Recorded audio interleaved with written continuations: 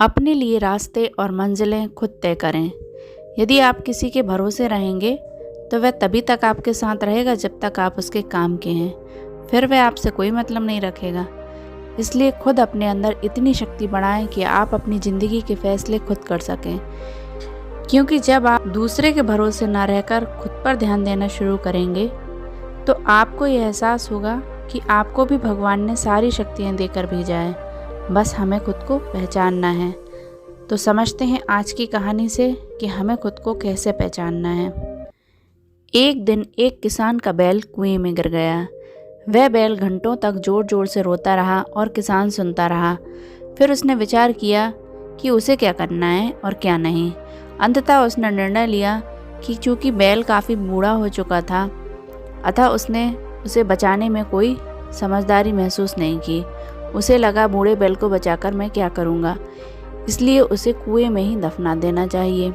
किसान ने अपने सभी पड़ोसियों की मदद ली और सभी एक एक फावड़ा मिट्टी कुएं में डालने लगे।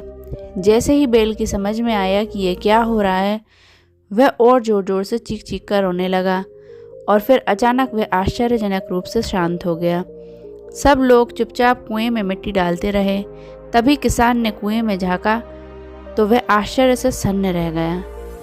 अपनी पीठ पर पड़ने वाले हर फावड़े की मिट्टी के साथ वह बैल एक आश्चर्यजनक हरकत कर रहा था। वह हिल हिल कर उस मिट्टी को नीचे गिरा देता था और फिर एक कदम बढ़ाकर उस पर चढ़ जाता था। जैसे जैसे किसान और उसके पड़ोसी उस पर फावड़ों से मिट्टी गिराते, वैसे वैसे वह हिल हिल कर उस मिट्टी को गिरा देता और एक सीढ़ी ऊपर चढ़ाता। जल्दी ही सबको आश्चर्यचकित करते हुए वह बैल कुएं के किनारे पर पहुंच गया और फिर कूदकर बाहर आ गया और बाहर निकलते ही वह वहां से भाग गया। ध्यान रखें, आपके जीवन में भी बहुत तरह से मिट्टी फेंकी जाएगी, बहुत तरह की गंदगी आप पर गिरेगी, जैसे कि आगे बढ़ने से रोकने के लिए। कोई बेकार में आपकी आलोचना करेगा, कोई आपकी सफलता से ईर्ष्या करेगा, बेकार में ही भला बुरा करेगा, कोई आपसे आगे निकलने के रास्ते बंद करता दिखेगा, आपके आदर्शों के विरुद्ध होंगे सब काम। लेकिन ऐसे में भी आपको हिम्मत नहीं हारनी है और उसी कुएं में नहीं पड़े रहना, बल्कि साहस के साथ खड़े होना है और अपने कदमों को आगे बढ़ाते जाना है।